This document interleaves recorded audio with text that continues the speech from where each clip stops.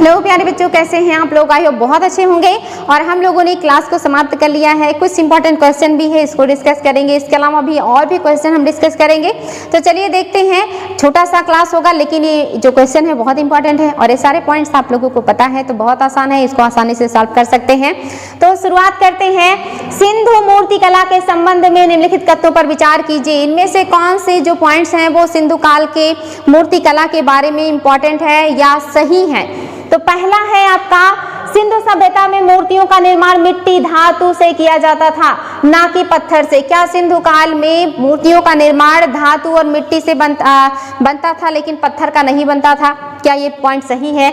दूसरा, इस सभ्यता में मूर्ति निर्माण की चिपकवा विधि प्रचलित थी। क्या सिंधु घाटी सभ्यता के लोग मूर्ति निर्माण में चिपकवा विधि का उपयोग करते थे? और नेक्स्ट है आपका, सिंधु सभ्यता की स्त्री मृण मूर्तियों को श्रृंग युक्त बनाया गया है। क्या इस समय जो महिला मूर्ति है उसमें सींग बनाया गया है? क्या श्रृंग बनाए गए हैं महिलाओं के सिर में? और आपका चौथा है, सैंधव स्थलों में मानव आकृतियों में अधिक पशु आकृतियां प्राप्त हुई हैं। क्या सिंधु घाटी सभ्यता के स्थलों से मानव से भी ज्यादा कहीं पशुओं की आकृतियों की मूर्तियां पाई जाती हैं?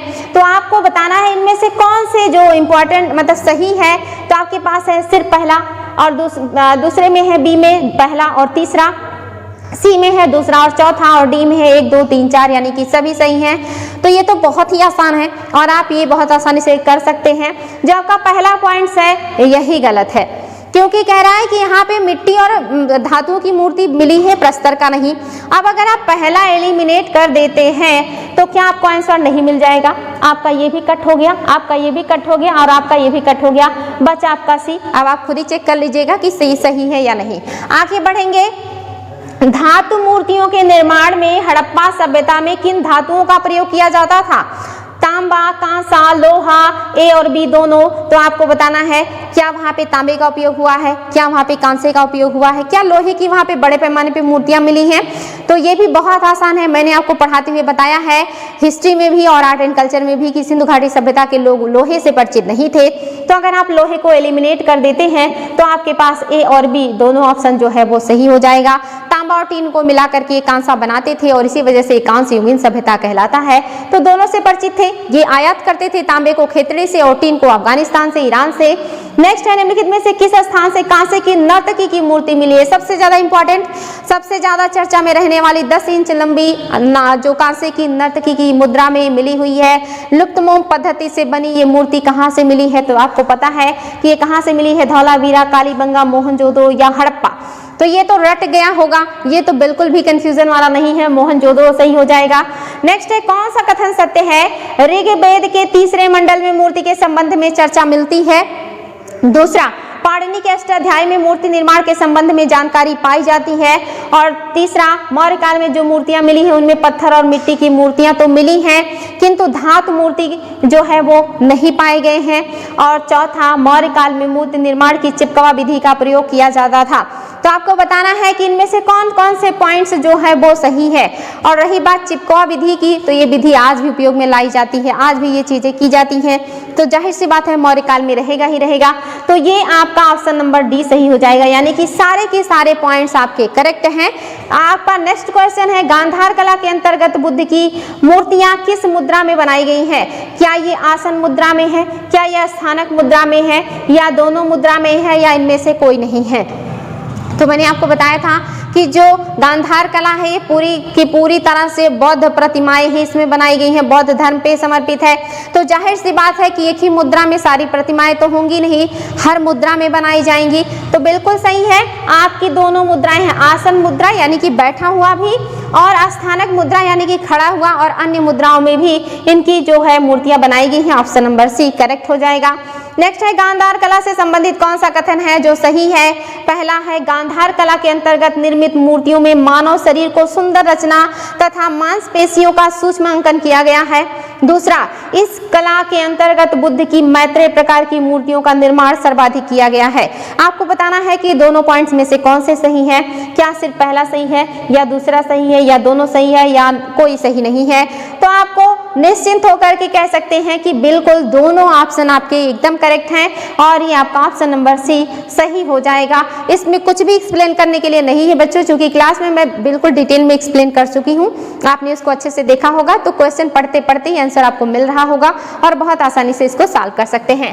नेक्स्ट है, निम्नलिखित में से किस मूर्ति निर्माण शैली के अंतर्गत जैन धर्म से संबंधित मूर्तियों को एक चौकोर प्रस्तर पट्टिका पर बनाया गया है जिसे आयकपट्ट नाम दिया जाता है? ऑप्शन में है गांधार कला, मथुरा कला, अमरावती कला, इनमें से कोई नहीं। एक भी मिनट इसमें नहीं लगना चाहिए। मैंने आप लोगों को बताया है कि जो आपका गांधार कला है इसमें सिर्फ बौद्ध धर्म से संबंधित मूर्तियां हैं, अमरावती में सिर्फ बौद्ध धर्म से संबंधित मूर्तियां हैं, तो बचा कौन? मथुरा। मथुरा में ही बौद्ध, जैन और हिंदू धर्म की मूर्तियां बनाई गई हैं, तो जाहिर सी बात है आपका जो ऑप्शन नंबर बी है यही करेक्ट हो जाएगा, इसमें तो कुछ सोचना ही नहीं है। नेक्स्ट है, निम्न में से कौन सा कथन है जो सही है? मथुरा के परखम से यक्ष की विशाल प्रतिमा मिली है। दूसरा, मथुरा शैली में फतेहपुर सीकरी के लाल चित्तीदार पत्थर एवं श्वेत चित्तीदार पत्थरों का प्रयोग किया गया है। तीसरा, मथुरा कला में नग्न, श्रृंगार, नृत्य, संगीत, मद्यपान सभी भावों का चित्र किया गया है। तो ये भी बहुत ही ज्यादा आसान है। आपको पता है मथुरा कला में हर धर्म की मूर्तियां बनी है, लाल बलुआ पत्थर, चित्तीदार पत्थर का उपयोग किया गया है, तो आपका पहला भी सही है, दूसरा भी सही है, और तीसरे में मैंने बिल्कुल बताया था कि इसमें महात्मा बुद्ध की भी बिना वस्त्र की मूर्तियां भी पाई गई हैं, जिसमें बाल भी नहीं है, मूछ भी नहीं है, कोई सजावट भी नहीं है। तो जाहिर सी बात है आपकी जो तीनों स्टेटमेंट है ये करेक्ट हो जाएंगे। ऑप्शन नंबर डी आपका सही हो जाएगा। हर जितने भी पॉइंट्स हैं ये हूबहू मेरे द्वारा बताए गए या किसी भी व्यक्ति के द्वारा बताए गए नहीं आते, इसमें बहुत सारी चीजें आपके लॉजिक के द्वारा सही की जाती हैं। तो इसमें बहुत सारे क्वेश्चन इसीलिए आपको ऐसे भी दिए गए हैं जिसमें आप अपना लॉजिक का उपयोग करके करें, ये नहीं कि जितना मैं रटाऊं बस उतने ही रटे, आसपास की चीजों को कोरिलेट करके सही आंसर निकालना भी आना चाहिए, वही स्मार्ट तरीका होता है। तो आई थिंक आपको ये समझ में आ गया होगा। नेक्स्ट है, अमरावती मूर्ति कला से संबंधित निम्न कथनों पर विचार कीजिए एवं सत्य कथन की पहचान करें। इनमें से कौन से स्टेटमेंट है जो सही है अमरावती कला के बारे में? अमरावती एवं सजीवता एवं भक्ति भाव के साथ साथ कुछ मूर्तियों में काम विषयक अभिव्यक्ति भी देखने को मिलता है। क्या अमरावती में सजीवता है, भक्ति भाव है और काम वाली मूर्तियां यहाँ पे देखने को मिलती हैं? और आपका दूसरा है, अमरावती शैली की मूर्तियों का निर्माण संगमरमर, श्वेत संगमरमर से किया गया है। क्या मैंने आप लोगों को बताया कि अमरावती में काम विषयक मूर्तियों का निर्माण किया गया? मैंने कहा कि वो बौद्ध धर्म से संबंधित है, और बौद्ध धर्म में मैंने आपको बताया था कि भगवान बुद्ध की प्रतिमाएं हैं, आम जनजीवन को भी दिखाया गया है, जातक कथाओं को भी दिखाया गया, लेकिन काम की बात मैंने बिल्कुल भी नहीं बताई थी। ये मैंने आपको खजुराहो में बताया है, लेकिन यहाँ पे ऐसी कोई चर्चा मैंने नहीं किया है। तो जाहिर सी बात है आपका दूसरा ऑप्शन सिर्फ सही हो जाएगा, इसको मैच करना है और इसमें तो कोई दम ही नहीं है। गांधार कला आपको पता है कि ये मुख्य रूप से बौद्ध धर्म से संबंधित है। मथुरा कला पता है तीनों धर्मों का यहाँ पे बनाया गया है, इसमें कुछ भी नहीं रखा है, अमरावती संगमरमर का है। एकदम आसान सा आपके लिए सवाल था और इसे आप बहुत आसानी से सॉल्व कर सकते थे। तो ये ऐसे ही आसान हो जाएगा बच्चों, अगर डिटेल में समझते हुए पढ़ेंगे तो कैसा भी क्वेश्चन आ जाए, क्वेश्चन पढ़ते पढ़ते ही आपको आंसर मिल जाएगा। तो ऐसा पढ़ाई कीजिए कि एग्जामिनर भी परेशान हो जाए कि कैसा क्वेश्चन बनाए कि बच्चे फंस जाए। तो खूब अच्छे से पढ़ाई कीजिए, हम ऐसे ही पढ़ेंगे कि हमें कोई भी क्वेश्चन आए तो दिक्कत नहीं होगा।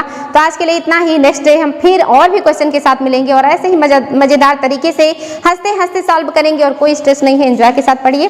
Thank you.